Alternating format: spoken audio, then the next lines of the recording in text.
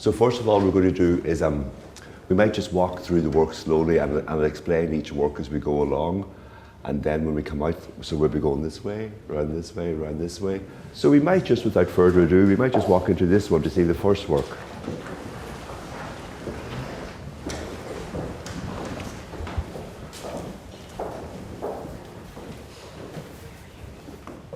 Each of these fragments weigh 21 grams, which some say is the mythical weight of the soul. So I stripped the white shirts down to weigh 21 grams each to represent one male. When we show, there's different numbers shown every time, but in this iteration, there are 76 shirt fragments. 66 of the shirt fragments have this little wagon wheel, which indicates it relates to a traveller man, and there's 10 of the shirt fragments that have got no marks. And you wonder why are we doing 66 and 10, but it's because the evidence and research shows that traveller men are 6.6 higher risk of committing suicide than settled men. So this piece of work, we're trying to raise that question: why are traveller men 6.6 more times at risk of taking their own lives than settled men? If you notice, people saw this work before, it was always in like a triangular or a square shape, but this time we hung it in a circle shape, again to try to reflect the wagon wheel and kind of try to bring in travel culture into it. Throughout the week there's been enormous reaction to this work. A lot of people have been slightly afraid of it. People came back and kept coming back and kept coming back to it, and they start to engage with it in a very beautiful way, in a very meaningful way. And what I like about it too, you really have to look very carefully which one is not a traveller in this. So again, that just emphasised that 6.6 ratio to risk of suicide than settled men. What I like about this kind of work, it does kind of create the site for uncomfortable conversations. It's an uncomfortable piece of work, but because it's uncomfortable or sad, that doesn't mean we shouldn't do it.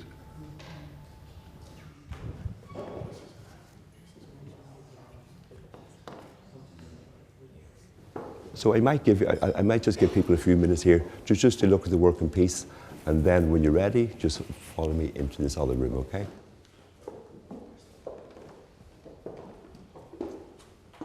Kevin and I started this research in 2006. What we did is we put little ads in local papers. We were doing, and we asked anybody, if you have lost somebody to suicide and you want to share your story, would you give us a ring and we will come to interview you. So we travelled all around Ireland and we interviewed 104 families in their own houses around the kitchen table.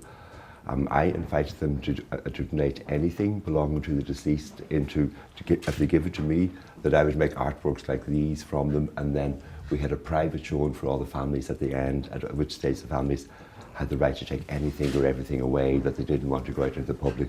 And in fact, the opposite happened. So the families really, who we've been working with have been very involved, and they really feel this very strongly that we do bring these works into the public. And they were very supportive of bringing these works into Pavee Point.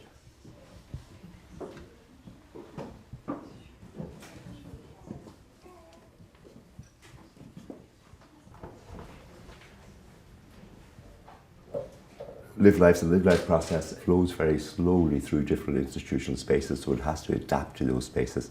So it had to adapt to the site at Pavee Point.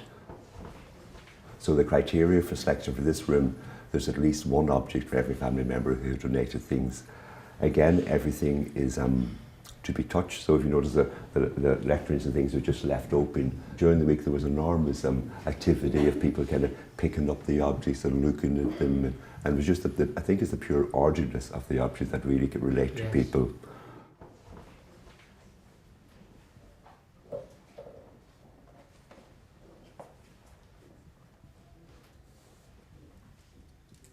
We're hoping if you touch the artworks, you might touch the story, and then we might start to dismantle the stigma around suicide.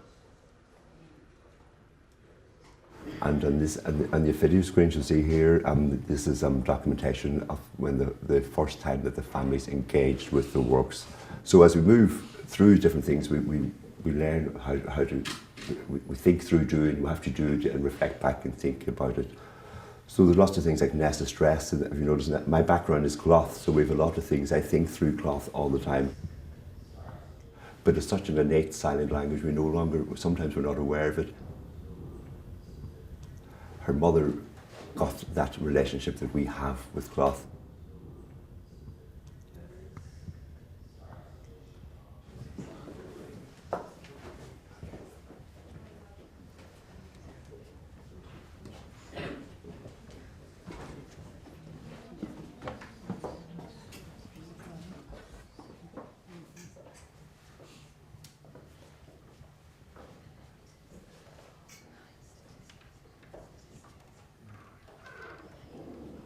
We call this work the Lost Portrait Gallery.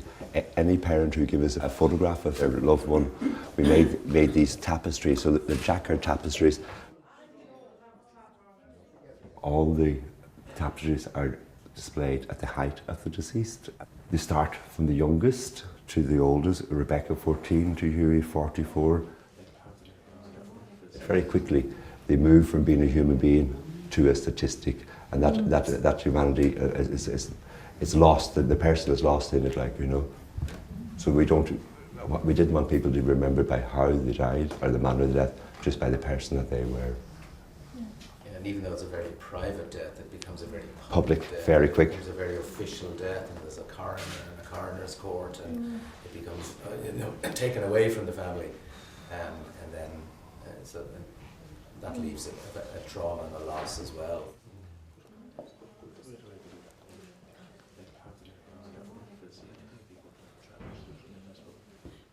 What did she do? She asked him what to do all for his near one mother. As a bit touch her man mother. She thinks God yeah. So what we should know. Well, the help of God all.